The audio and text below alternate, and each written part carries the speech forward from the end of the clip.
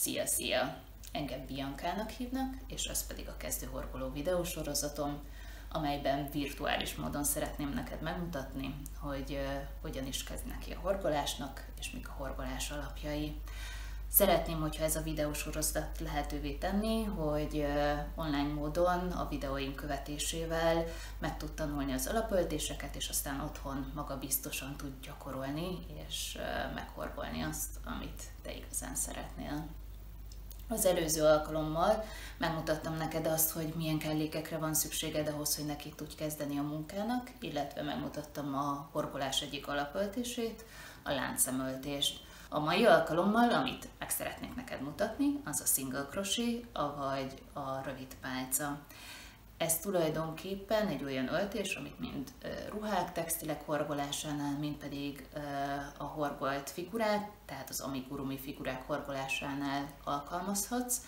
Először megmutatom neked majd normál tempóban, utána pedig az egészet lassítva, hogy le tud követni jól otthon is a folyamatot a kamera előtt. No hát akkor vágjunk is bele, megfordítom a kamerát, és akkor látni fogod a kezemet. Amit a mai alkalommal meg fogok neked mutatni, az a rövid pálca vagy a single crochet.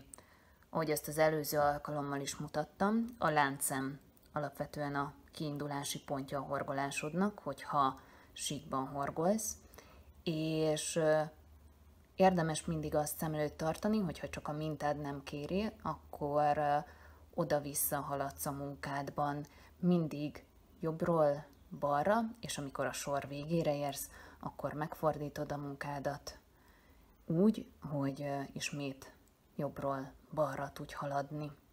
De megmutatom ezt a single crochet vagy a rövid pálca esetében, hogy néz ki.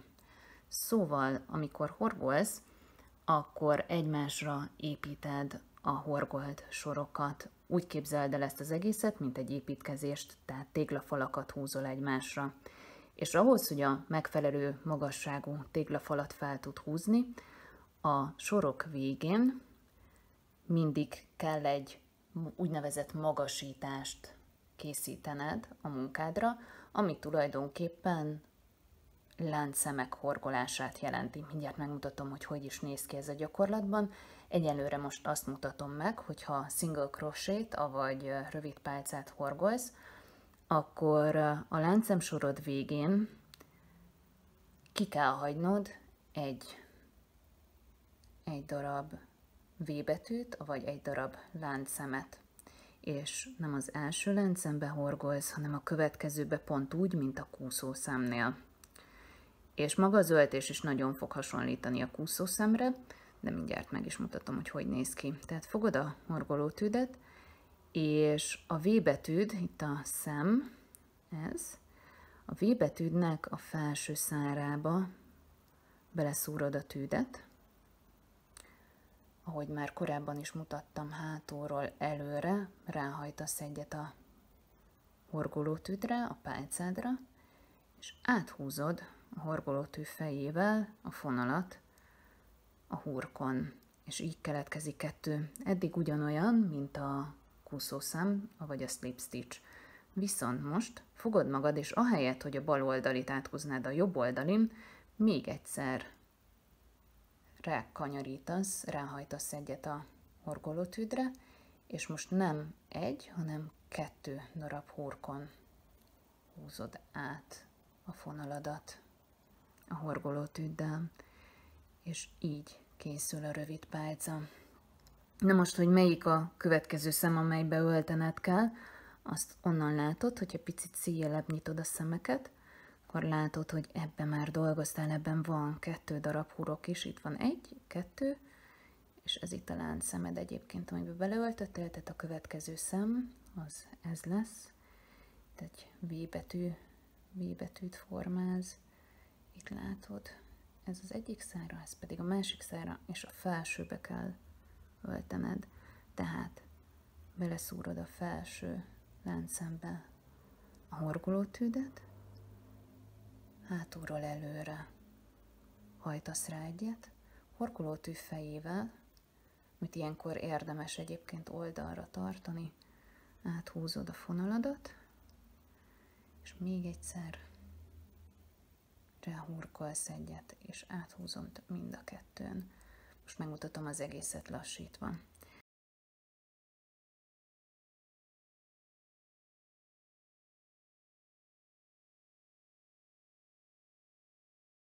Az utolsó szám az utolsó V betűnek a teteje, a csomó előtt. Beleöltöttem, elkészítem az utolsó darab rövid pálcámat, és mielőtt megfordítanám a darabomat, mint ahogy mondtam, hogy mindig balról jobbra haladunk, azelőtt készítek egy darab láncszemet a munkám végére, és itt fordulok. És amikor elkezdem a következő sort, akkor azt kell keresnem, hogy hol van a következő lyuk. Itt, hogyha felülnézetből ránézel, akkor itt látod sorakozni a V betűket, azaz a szemeket. Ez a láncszemed, hogy megfordítod oldalra, akkor látod. És az első szám, amiben a rövid pálca esetén a következő sornál kell öltened, az nem ez lesz, ami a tűdhöz a legközelebb esik, tehát ezt kihagyod, hanem itt ez a következő. Itt látsz is egy lyukat, hogyha szélébb húzod a munkádat. Az a lényeg, hogy a V betűd mindkét szára alatt menjen el, vagy menjen át a tűd.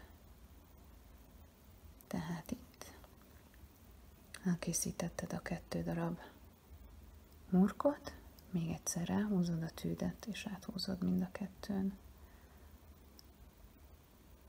Következő, és áthúzod mind a 2-n. Így készül a rövid pálca.